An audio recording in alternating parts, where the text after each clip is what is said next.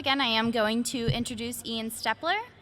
He is a third-generation farmer from Manitoba, Canada. His family 10 years ago restructured their farm and expanded it into a large grain, cattle, and beekeeping operation.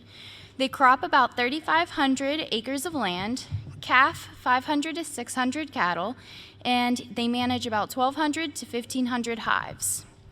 19 years ago, Ian purchased his first 4 hives, and he has dedicated his life passion towards it.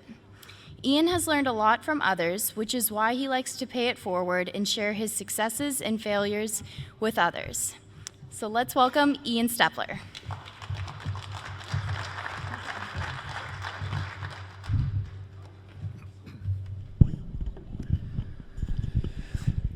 So John's squeezing every little bit out of me. He's had me speak 4 times here, so I'm having a blast. I'm having a lot of fun. Just I'm losing my voice a little bit because I'm used to being the quiet guy back in the far corner of the convention crowd. But anyways, I want to talk to you a little bit today about some of the practical management and lessons I've learned as I grew as a beekeeper. So I started beekeeping about 20 years ago. I attended the University of Manitoba straight out of high school after I graduated. So I'm a diploma egg grad of 1999. And it's where I was introduced to beekeeping. Just like I was talking to you earlier about farmers not knowing anything about beekeeping, I was the same type of grain farmer. I had no idea what bees were even. But in my diploma class, to actually pass the course, I needed 2 credits. And they offered a dairy lab for 4 credits. And then they offered this beekeeping course for 2 credits. And my buddy was in the same situation I was. And we were thinking, well, we can't take the dairy lab because then that's taking 2 extra credits. And we don't need 2 extra credits. We just need the 2. So we said, okay, let's take this beekeeping class. So we looked a little bit further into it. And it just happened to be a after-hours class as every Wednesday evening. And I said to Jason, we can't do this. This is like pub night on campus. We can't miss pub night.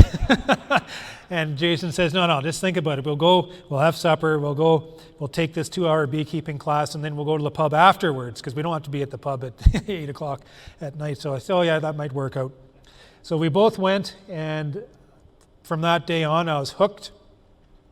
I bought 4 hives that summer, and I bought some old equipment from some old beekeepers, and I built my hives up to like a 30 hive operation within the following years. And I thought it was pretty cool because as I noticed, because I had bees, I was starting to grow an identity as a beekeeper. Like if farmers would come up to me and they identified me as a beekeeper and would start talking about bees, and they'd offer land for me to put my hives on. And I just thought that was really cool. Like here's a piece of identity. I thought that was really neat. I had no idea what I was doing. I had no guidance, but it was that identity that held me on to doing what I was doing with the bees. I remember this guy coming up to me. He's a caretaker of the St. Lupicin Church, an old church, and there's a swarm had moved inside one of the walls, and he wanted me to take care of this swarm. And I've never done it before, but I said, holy, this is really cool. He's actually come to me as a beekeeper to solve a beekeeper problem. So I went and I opened up the side of the wall, and I pulled the bees out of the wall, down into the box, and I was on the ladder. I don't know how I was able to stick the bees to that box, but somehow I got the queen down there because she's stuck. And that nest developed out, and I put them into winter. So I put 30 hives in, plus that I called my holy hive. I put the holy hive in, 31 hives, and I lost every single one of my hives except for that holy hive. And I was absolutely demoralized because of that. I lost all my bees, but at that time I didn't realize that that is actually the beginning of my beekeeping business. It's all about what beekeeping is all about. I was demoralized, and I was, as beekeepers, we go through these highs and lows. These highs are tremendous success, and then we go through these terrible lows where it seems like nothing's going right and everything's dying on us. But that is a good lesson for me, because that's exactly what beekeeping is. It's just kind of rebuilding yourself, regrouping, just moving forward all the time. Not dwelling on all the bad things, but just trying to identify the problems and move forward and tackle them. So at that time I had all my hives dead except for the holy hive, and Dad said, well, there's a lot of work to do on the farm here. He said, either you pay more attention to what's going on the farm, or you shift into beekeeping and you make your decision. And I remember very specifically sitting there going through my holy hive and thinking to myself, this is pretty cool. Like, I'm watching these bees work, and there's that sense, the beehive, it connected me with the natural environment around me, the pollen's coming in, and I just felt something special about that. So I bought 40 hives. I decided to get into beekeeping. I bought 40 hives, and Dad bought them for me. I just worked them off. Bought more equipment, honey house, bought a trailer, and I worked and worked and worked, and I leaned on family the entire way to help me build this business up to 100, 200, 500 hives. Is in 2002 I signed a contract with BeeMade, and that was really important. It gave me a very secure place to sell my product. BeeMade is a cooperative that has about 320 Western beekeepers together as a cooperative, and we sell underneath their BeeMade brand. And I didn't have to worry about a lot of logistics about barrels and all this kind of stuff. They brought me the barrels. They paid me a fair price. They graded the honey fairly. The best thing I liked about BeeMade is I produce this honey. I put a lot of pride into what I do, into my product. And I want that product to show the same pride on the shelf.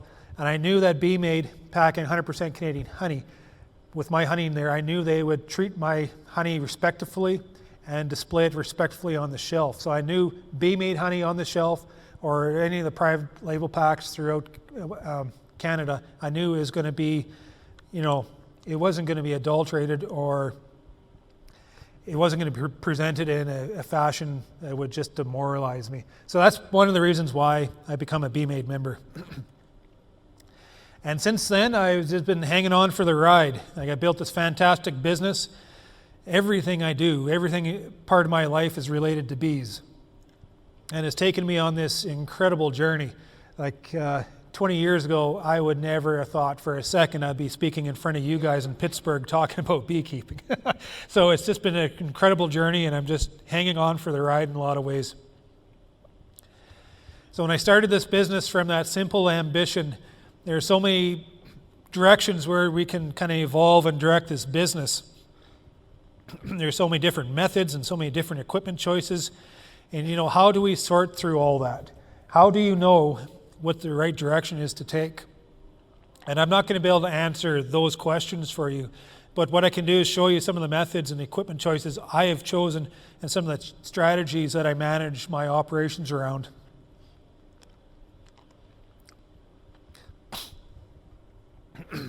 So managing workload. Excuse me.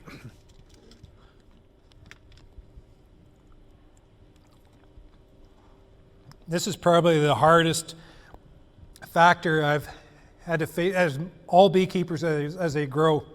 It's just, how do you manage that workload? How do you do it? How do you bring people in to manage that workload and stay on top of all the problems? It's easy to say managing workload, but it's really hard to do. And I still struggle with bringing people in to do my work. The biggest is like brood work, very subjective work.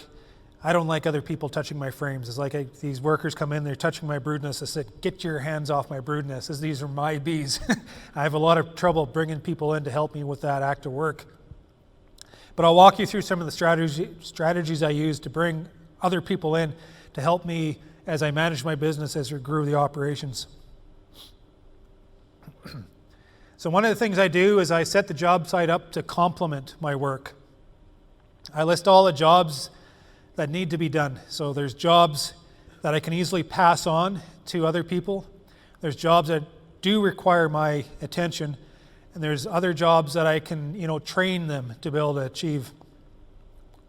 Some of the jobs I can easily pass on are like scraping frames, building frames, washing pails, mowing bee yards, feeding with syrup, syruping up hives, tapping off barrels, loading barrels, washing down the facility. washing down the extracting equipment. So all these jobs I don't have to do. There's all these jobs I don't want to do. So these are the jobs I pass on to my hired workers. And it's very important that I found it's very important to have a list of work like this at hand at all times, identifying all those jobs that I don't have to do, because it allows me to get away from this business, get away from the farm, and keep my workers productive. You know, you hire guys on, it's almost like they're stuck to your side. You can't get away from them. And it just adds a layer of stress, and I hate it. You got to be able to set it up where you can be able to get yourself away from the business and drop all this work that you don't have to do yourself on other people to be able to keep them busy, keep them productive, and allow yourself to get through.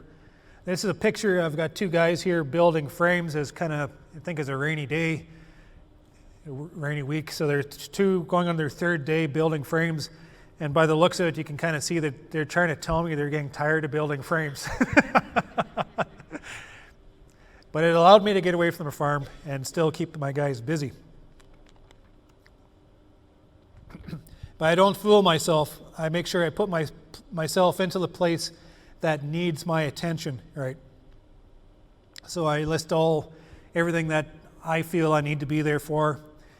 Brood manipulation, hive assessments, subjective work. It's got to be my decision. Disease monitoring, all the bee yard work, extracting honey, culling hives, moving hives around. Those are jobs I want to be directly involved with. But this is where it gets kind of interesting, is where you can start training your workers who show a little bit of ambition and spirit to be able to offload some of these jobs. So I can train them to do brood nest work, as we go through, as we're equalizing out hives or making splits. We've got to find the queen on those colonies. I send those guys ahead to find the queens. I don't waste my time on that. So they're going through, I teach them how to find a queen. They're wasting their time finding the queen. They find the queen, put her in a little cage, put her on top of the frame. I follow behind and do all my subjective work. So it just helps me, identify those time-consuming jobs I don't have to do, pass it on to a trained worker. Queen rearing is another one. I talked about queen rearing earlier. And queen rearing is interesting because it seems like it's very subjective work, it's very important, but all it is process. Put a plan together, and you hire somebody, you train them who's capable to be able to work through that process and get the job done. I don't have to be there for that. I can be there to supervise it and pass that work on to somebody else. Disease monitoring. As Carrie's getting more capable as a beekeeper, I'm teaching her how to identify diseases and what the diseases are all about and how to address them. So I'm passing that work on as they're scraping and cleaning up frames. Honey house extracting work. I don't want to be in the honey house. I hate the honey house. Honey house is the worst place to be in the honey farm because it's just so monotonous and sticky, and it just never seems to end. So, I hire kids to come in to be able to do that work for me. I set up the process. I have the plan, the process. They execute that plan. And all beehive work. And I think if you see what I'm trying to get at, is everything, if you put together a plan and a process, you can put it together to get other people to do your work with your own supervision. And that's the secret of all these commercial beekeepers. I was talking to one fellow here, and it's all about this. It's all about passing that work on. It's all about what you have to do to be able to direct that work and how to manage this workload. So show me some examples. I'm going to show you how I brought guys in to do my work. So, you have a job like treating hives, let's say. So you have this yard. So you stage the work. You put one guy at each stage of work within the yard. And you set it up like an assembly line. So it's the same thing over and over and over and over again. You have one guy dropping patties. You have one guy dropping strips. I'm there supervising the work. Maybe I'm starting a job. Maybe I'm finishing it. I'm just tucking in the corners to make sure that everything is the way I want it to. And I rotate my guys through all the jobs. It's very important. Even though there's one guy that does the job really well, and you just want to keep him there, you got to rotate the guys through the jobs just to keep them fresh, just to keep them thinking about different things. Otherwise, they just lose their mind And then when someone doesn't show up to work, you can easily just rotate the other guy into that position to be able to get the work done all the same. And like I say, I'm just there complimenting their work. So they're the ones actually bending over, doing the work, and I'm there helping, keeping everything going through smoothly, putting out all the fires, I say. Jobs like Equalizing Colonies, I had a lot of trouble because that actually involves people getting into your nest, right? And I don't like people touching my brood frames. But I set up a process to be able to help bring people in to help me with this. So what I do is as we equalize out our frames, like we have these singles, we've got to equalize them out to 4 frames. Some are 3, some are 5. We try to even everything out as we go. And to do that, I like to move bees with the frames just to help provide, as we're boosting other hives, it just provides a mass of bees to help maintain the work you just give them. So what I do is I send 2 or 3 guys ahead of me simply finding queens. All that work is being done by somebody else. I'm coming back behind them as fast as I can go, sorting through all these colonies, equalizing them out. And those guys are way ahead of me, finding queens, putting them in cages. I'm doing my work, put the queen back in, and that job is done. We can get a lot of work done by putting these somewhat untrained guys in just one specific task within the yard.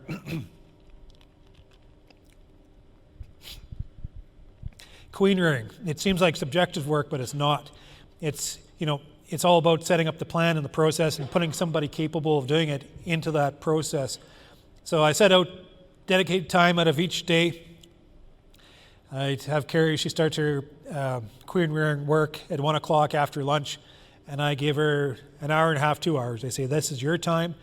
I'm not going to bother you whatsoever.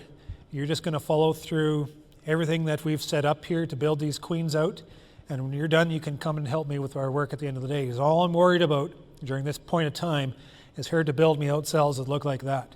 And well-made queens, she's going to make me a lot of money by making me these beautiful queens. In the long run, this is a good investment in time. So I put her down in this, she manages that, and I just completely stay out of her way. I'm the one in charge of setting up the plan. I'm the one in charge of setting up the program. I'm in charge of making sure it's being followed, and if there's any problems, I come in to help relieve the situation. So I'm still there, but I'm not actively doing the work.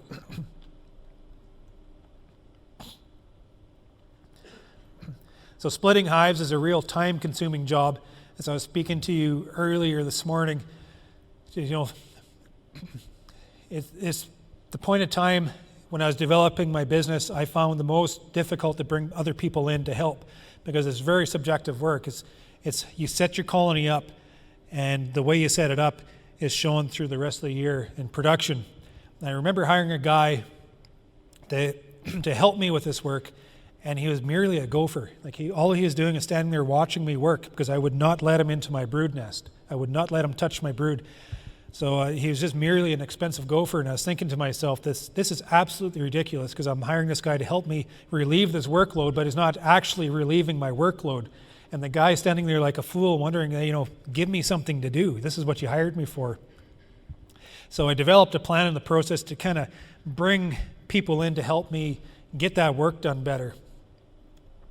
So as I'll show you, I'll just quickly go through this, that we build up our spring colonies into these massive nests that we're promoting growth. And in a way, I'm employing the queen to do exactly what I want her to do by laying 4 frames of brood in the center of that split box. So we come through, and she's basically set up that hive as a split as I want to take away. And then I've employed this process of removing that split without that time-consuming job of finding that queen. And by doing that, this process has also allowed me to bring other people in to help me with that workload. So we're not trying to find the queen. I'm going down into that brood nest. I'm counting out 4 frames. My job is done. The rest of the job I pass on to my worker, because all they got to do is simply shake bees down through that funnel into that bottom box and just get every single bee down there. So that work I don't have to do. That work I pass on to my worker. And by employing a process like this, where you're not like finding a queen, sometimes it can take you 5 minutes, sometimes it can take you 25 minutes. So how do you plan around that? You can't. So you're setting up a process, you start to be able to plan your work and predict on how much time it's going to take to get their work. So, you 5 minutes, 5 minutes, 5 minutes, 5 minutes. You split 4 hives. You go for a cup of coffee, then you go 5 minutes, 5 minutes, 5 minutes, 5 minutes. You know exactly how much time it's going to take for you to go through that yard to split off that colony, and then you can better plan out your workday. So by involving a process through one of these periods of times, it's dramatically helped me increase my operation from like a 400 or 500 hive operation to where I am now at 1,500, and who knows how. Just with this process has allowed me to be able to manage that workload in a more capable manner.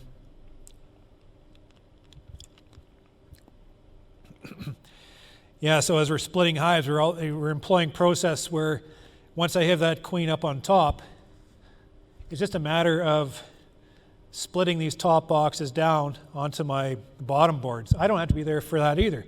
Like we have this easy loader, handles all the lifting. My guys go down, they throw down all these pallets, and I'm in the yard to make sure they're not goofing off too much, but they just strip off these boxes and drop them down onto the pallets and load them onto the truck. So all that physical work I'm passing on to somebody else because I don't want to do that. Same thing with making up nucs. I have Carrie, she does most of my brood work now. She goes in, I've trained her to identify what I'm looking for. She goes and she strips all the surplus into making a whole bunch of nucs. So she's taking 2 frames of brood and a frame of honey from all these splits here. And as we do that, I put a process around making these nucs. So you can easily train people to do this. So what I've done when we're making up nucs is, these are 6-frame nucs. I've pretty much settled on 6 frames. So I have slot 1, slot 2, slot 3, slot 4, slot 5, slot 6. So automatically slot 1, slot 6, they get foundation. Slot 2 is always a honey slot. In there, slot 3, slot 4, solid brood. And then slot 5 is that spare frame you're not sure what to do with. Yes, sir. Do you use plastic foundation? Primarily I use plastic foundation, yeah. Just because it's so easy to work with, yeah.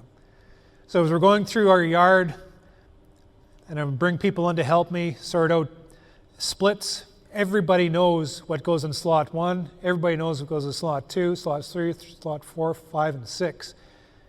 So we go through, and we open up these colonies, the brood frame goes in there, brood frame there, and you have 3 or 4 guys working all at the same time, and we all know what's going on. We don't have to talk to each other because we can see what's going on within that box. Okay, there's a space in slot 3 open and a space in slot 2 open. Means it needs a honey. Means it needs a solid brood frame. And you can always tell when a yard is running at its best productivity is when the yard is quiet. Or when these teenagers just start goofing around and chatter. They're not asking me what to do all the time. They've got their mind on the job. They know what they're doing. They're getting it done. And just a well-run yard is a quiet yard, or a yard that's not focused on asking the boss what to do all the time. So this is just something I've adopted. It's worked out really well. And it's just, as I keep saying, it's that process as we're putting it into the operation to help pass that workload on. And as we go through making up our nucs, we're slashing down. We pick that yard. We're going to slash it down. We're going to make 175 nucs out of that yard. I got guys working ahead, finding the queen. I don't have to do that. We have guys working beside me, sorting out the brood. So we're just working as hard as we can, simply taking frames and putting them where they're supposed to within these nucs, making them up in a predictable manner. Just took the subjective work completely out of that situation.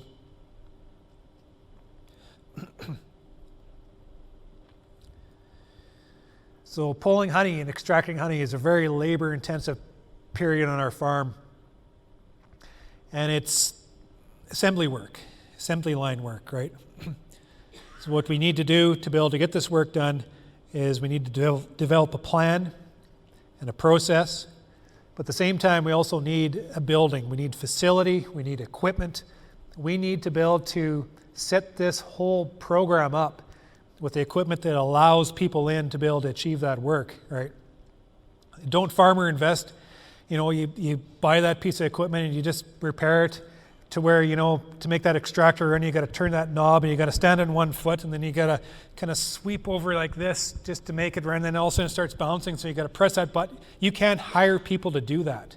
You got to have capable equipment within your facility to be able to allow them to get the work done, and safely too. So as we're pulling in honey, one of the main problems beekeepers face is labor. Nobody ever wants to come work on a honey farm because it's hard work. We're lifting heavy boxes, we're getting stung, we're sticky, it's hot outside. Nobody wants to do that kind of work. So how do you employ a method to attract people in from the local area to help you get all this work done? Well, like I talked to you about, putting together a plan and a process. So I identified one of the problems of people not wanting to work on the farm is lifting heavy boxes.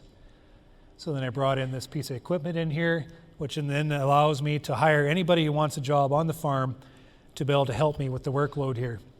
I find, I can hire some of those smaller frame girls the same as I can hire those great big beekeeper friends, the ox type guys can lift 5 boxes at a time.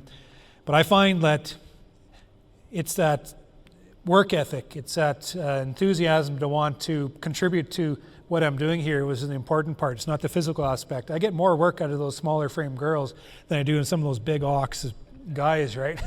So if I can develop a process to be able to invite someone who's not as physically able to come and help me with this work, then I'm going to be able to have a better workforce to do it. So this is what I've kind of done. So I brought in this easy loader, and I didn't want to use fumes or blowing bees anymore, and I wanted to lift my boxes off. Mechanically use these escape boards, and they are just absolutely brilliant. So the guys come through another 2 or 3 days, and they simply just come through and they can strip off all the boxes in the yard, put them on the truck. I don't have to do any of that work. I'm still in the yard because every once in a while that damn queen gets up through the excluder and she makes a little nest up, which gets lifted up over top of the escapes, and the bees don't clear. So then I have to physically go in there and find her and move her back to the bottom. Maybe 1, maybe 2 of the hives in a yard or like that. So I focus my attention on hives like that, where I let all these other guys take care of the rest of the work in there. Everything's on pallets, so we're not physically having to hand cart these boxes around, which is really nice. It's all forklift work. And I bring everything into my hot room.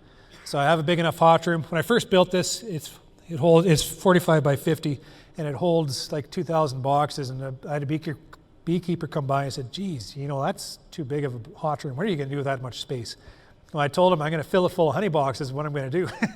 So I fill, through a process, we fill the room up full of honey boxes, and this just allows me to provide this huge amount of work ahead of my extraction crew. So these guys are busy at all times.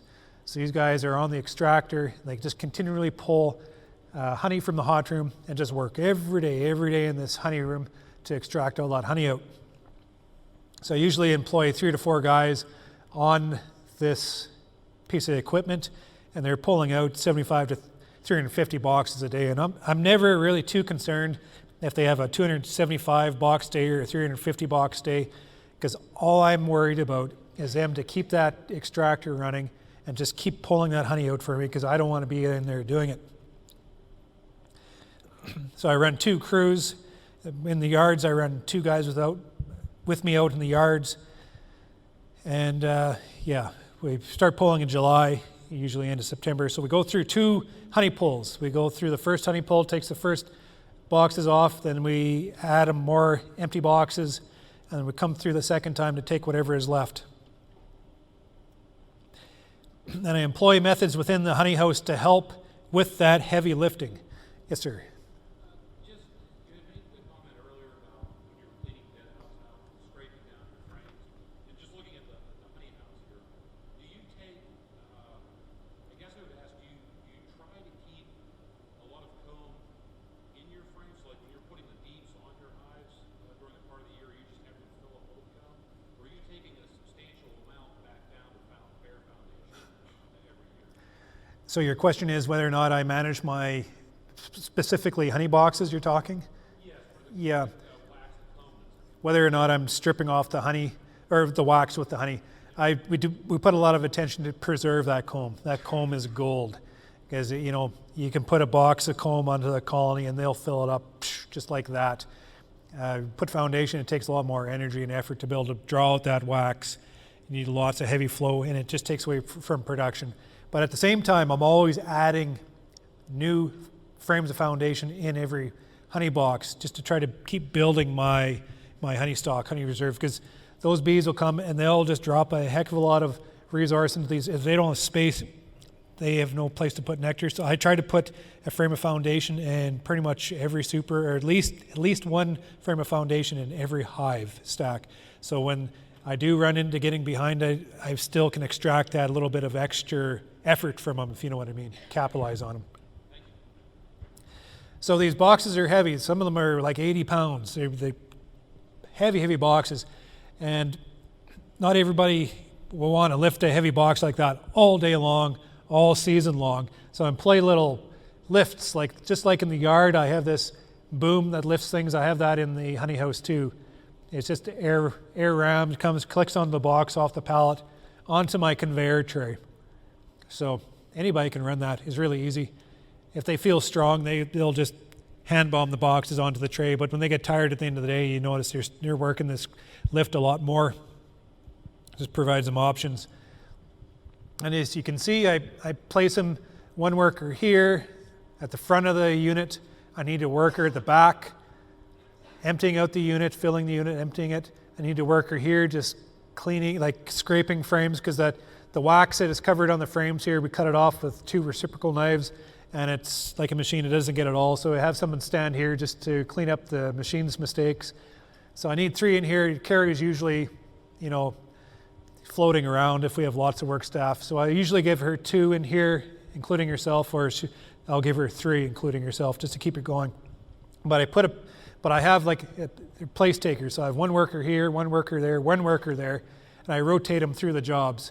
So they all know how to do every job, and that way if someone doesn't show up, everybody knows how to do the job. I also rotate these workers then out to the honey yard. I don't leave these guys trapped in the honey house the entire season, because they would not like that. So I'd keep them fresh. I bring them outside. I rotate them outside, rotate them back inside. So it's just a complete general cycle of workers within my house, except for Carrie. God bless her. She will stay in the honey house the entire time managing that place. So she slugs her out for a month and a half. But she's managing workers, so she doesn't mind that whatsoever. And then I buy equipment which, takes away some of that labor. So we have the honey being extracted. We have the comb being shaved down, so all the wax is falling down. This honey is going to be augured into this tub, which mixes with the honey. So the honey and the wax is mixed together. And then I pump it into my centrifuge. So it goes through just a heat exchanger just to warm it up, and drops the honey wax solution down into my centrifuge. So this is what separates the honey and the wax. And this thing runs all day. It doesn't require anybody on it, just supervision to make sure it keeps running. And what it is basically in that drum. So the honey comes in through the top here. It drops down into a spinning drum, and we're cleaning it out here. But this is your wax layer. As it's spinning and there's honey in there, honey will form on the outside. So the wax actually floats inside that spinning drum. And this little knife here just spins all day, just like that. And as that honey gets pumped in and the density separates itself, so the wax floats on the inside of the drum, that wax layer just keeps increasing. The honey is tapped off on the side, but that wax, it keeps increasing. And as it increases, this little spinny knife just keeps shaving the wax off all day. So it completely separates my honey and gives me absolutely dry wax cappings here. And it has completely relieved the workload of having to manage honey within our wax. It's just absolutely brilliant. So what I'm trying to say is I brought in this process to manage the issue, which I didn't need my workers to actually physically have to do. They just have to maintain it. And then from the spinner, it goes up into my milk tank. And this thing we fill it up twice a day, so we need to tap it off every day. And this is my grandpa orchard. He's a farmer. He's been a farmer all his life. And as he's getting older, the farm's getting more automated. He was just losing his place, and he wasn't able to contribute as he could. But he's noticed, like, this tap is only like 1.5 inches, so it's a very slow fill. And I would fill drums, and I'd stand there and wait for it to fill, and I'd get distracted and go off and do something else, and inevitably I'd spill over onto the floor. So Grandpa said, here's a place. So he come and he sat into my honey house. How long was he there, Sandy? About 12 years? Grandpa was in the honey house for about 12 years, I guess. Yeah. So for about 12 years, he was in the honey house filling my drums. And the entire time he was there, I had not spilled a drum of honey the entire time. So Grandpa's passed away now. And the first year he wasn't in the honey house, I spilt my drum of honey again. So we kind of missed Grandpa in the honey house. But it's just showing you that here's a job that needs to be done. I put somebody in that job just to satisfy that, just to relieve me of that job.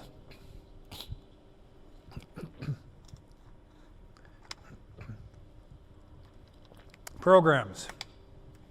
I embrace regulatory programs, not necessarily to comply, but to use as a basis to bring my employees in to help me do my work. Like, how do you get your guys, if I'm not in the honey house, how do I get my guys to do their work and make sure they're doing their work I told them to do the entire time I'm not there? And the way you do that is you use a whip. And that whip is my programs, CFIA. It's not me that's telling them that they have to wash that extractor at the end of the day. It's my compliance to be CFIA registered.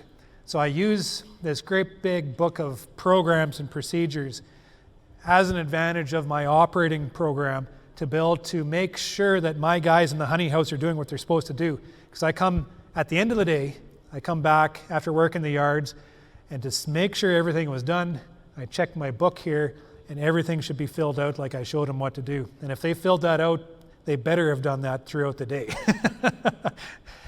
But it just allows me to come back and just glance at this program without having to interrogate everybody in the honey house to make sure they did their work. So it's just a way that I can, implement the standard operating procedure throughout the day.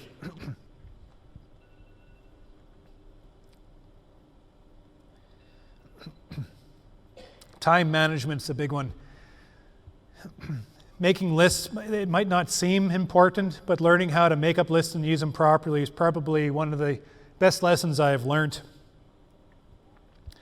To determine your priorities, you make a list, right? List all your work at hand, prioritize the importance.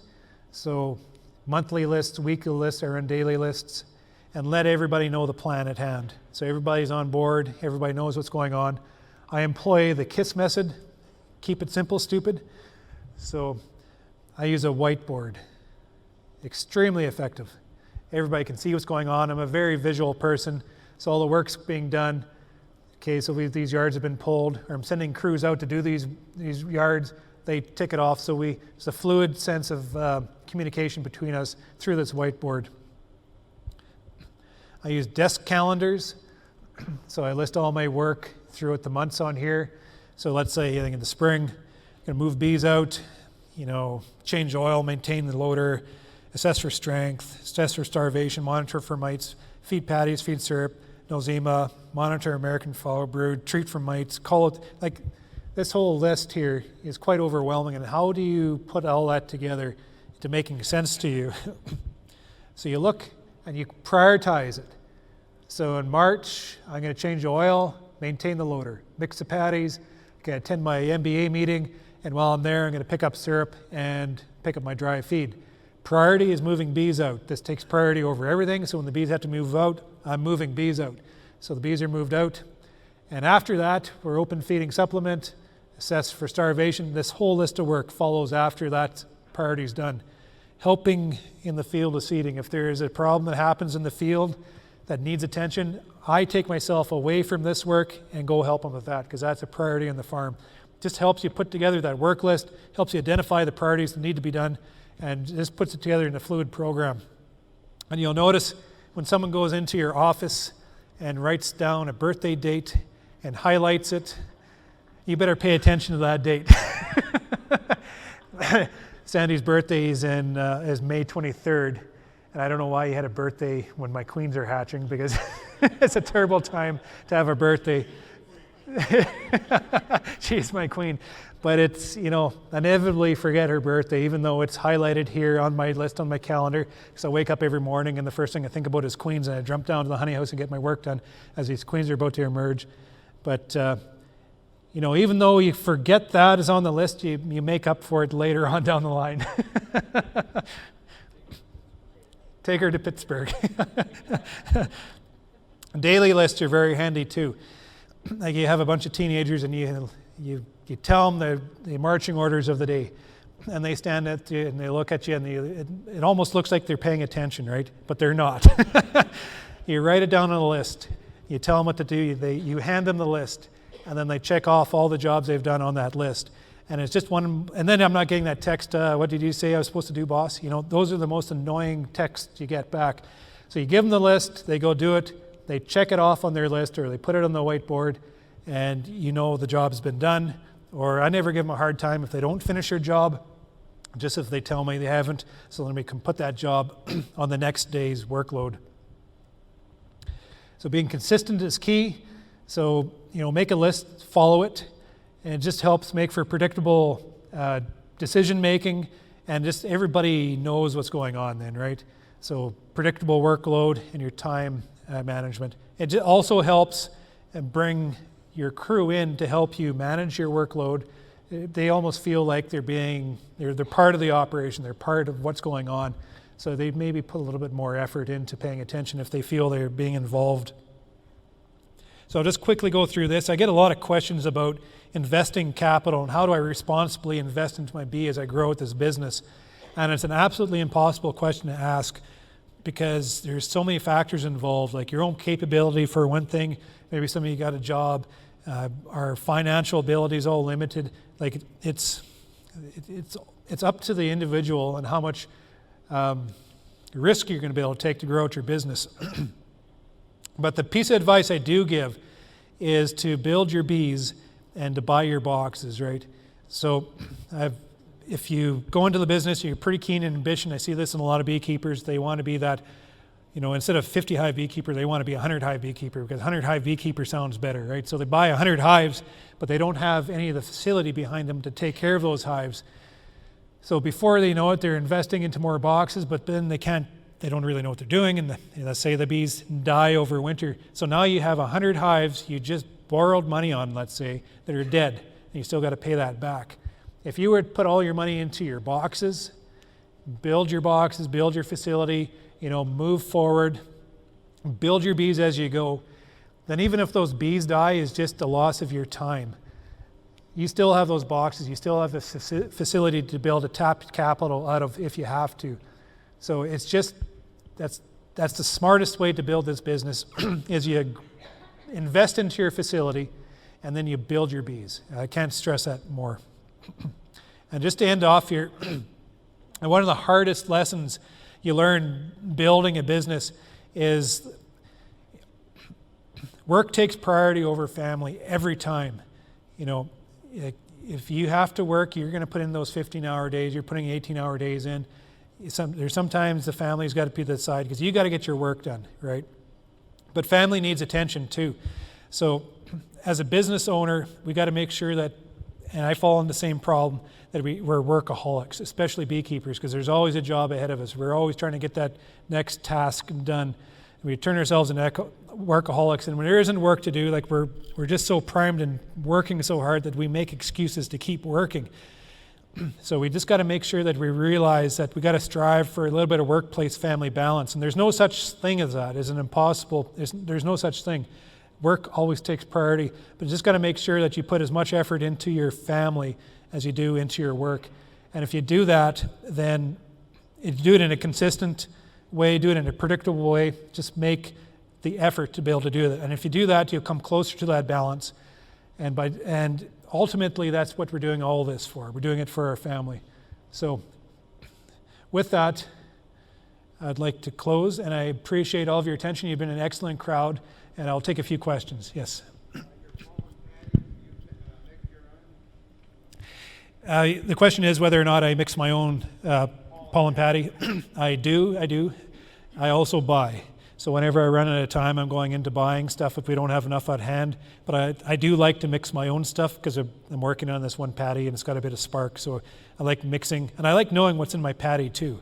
Like I use a brewer's yeast and a soy flour base, and I put some oils and sugars and some real neat stuff in there, and it just helps me know that, you know, I'm putting this in here for a reason, kind of do. I would share, but it's a secret. Okay. A question over here. Is Carrie your only full-time employee? Carrie's, she's employed through spring, summer, and fall. I lay her off for the winter, unfortunately. As we go, I'm going to try and incorporate her in as a full-time employee. My other workers, I generally hire in. I'll sometimes get university students I've hired from school, and they'll go to university and they'll come back, they want a job, and I like them because they're experienced, so I hire them in the spring, so spring till Labor Day. And then my summertime students out of high school, I hire them just for the honey flow, so I kind of rotate my staff that way. Yeah. Any other question here?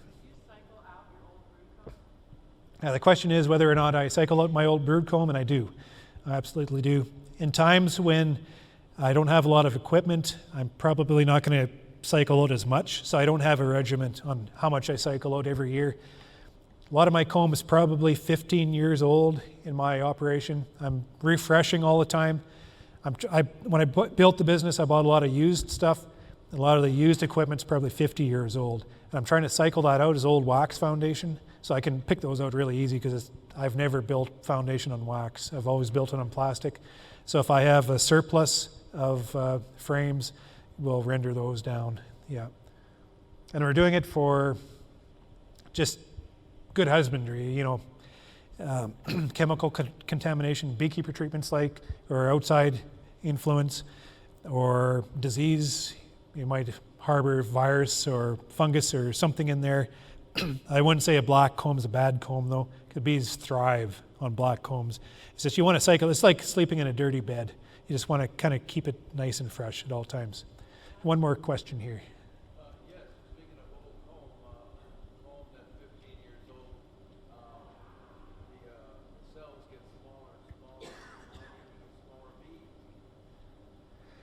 bees. The question is whether or not the old comb will actually express smaller bees, and I'm not sure about that. I don't know. I know there's used to be a lot of talk about small cell foundation management. So if that is actually something that works, maybe those smaller cells work in my benefit. Anyways, I appreciate your attention, and we can talk about it later.